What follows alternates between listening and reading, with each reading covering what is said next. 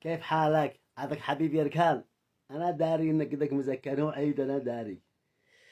اسمعوني أقدم لكم هذه القصيدة الغزلية الحزينة.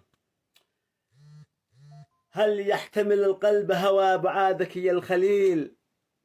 ماذا جنيت وقد عصيت وغرميت الحنين؟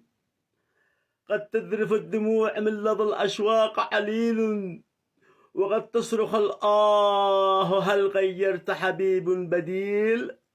وهل وجدت غير حبي لقلبك بديل؟ لا تتعمد جفائي، لا تتعمد جفائي، فأنا على الراس إكليل. وفيت معاك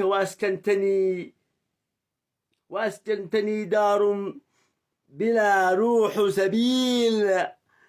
أيقظت حبك في قلبي جمرة فأشعل جفاك الفتيل.